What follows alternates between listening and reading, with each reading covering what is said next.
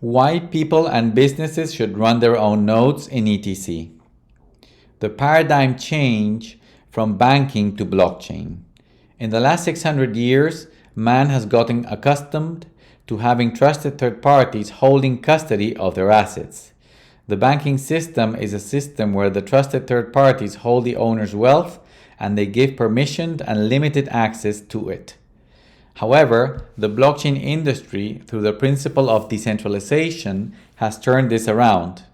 In the blockchain industry, owners have direct access and control of their wealth whenever they wish, with no permission necessary. Where in banking, people's wealth is the liability of trusted third parties, in the blockchain industry, people's wealth are true assets with full possession and control. Control of addresses with private keys.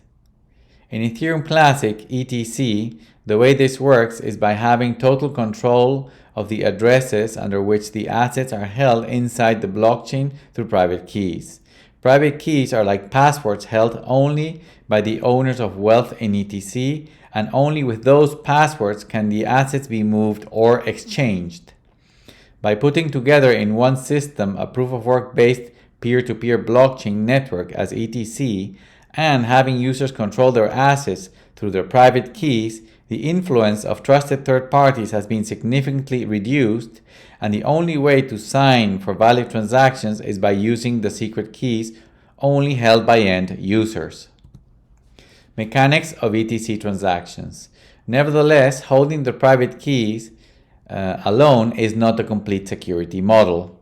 The way transactions are signed and sent to the ETC network involves an app on the end user side where they specify the transaction details, such as the address where the funds are going and the amount to be transferred or exchanged, and then the signing of the transaction using the private key.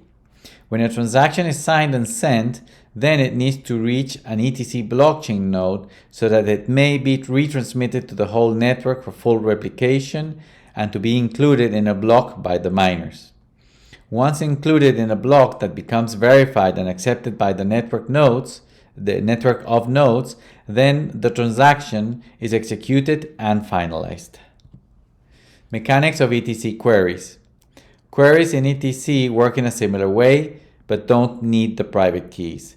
To query the blockchain, to check their balances and other information about their assets and transactions, users need to use the same kind of apps as in the previous section.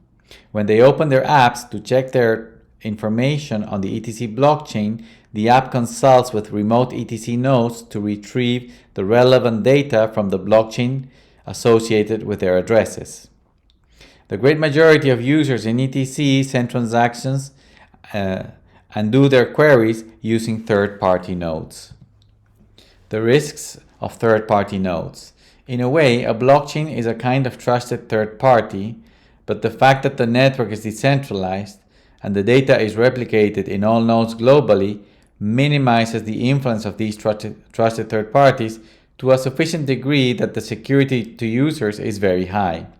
However, even if one uses their own private keys and addresses, if the sending of transactions and querying of the blockchain is done through remote trusted third-party nodes, then a significant part of the security to users is diminished.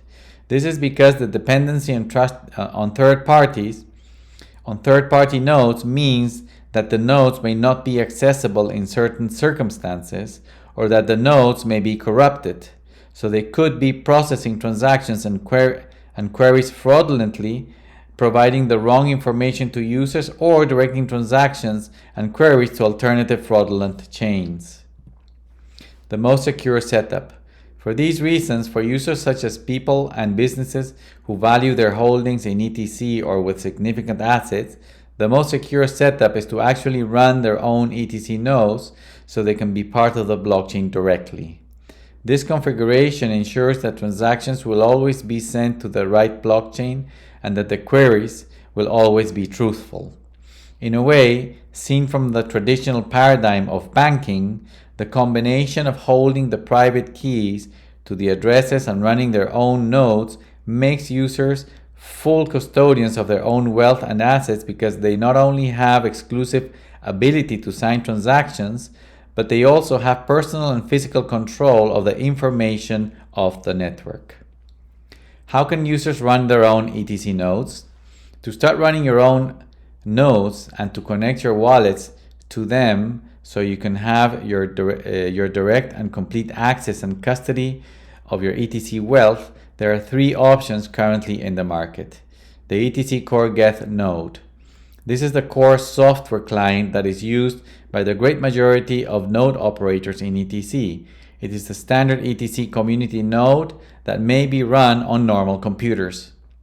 The ETC MC hardware node.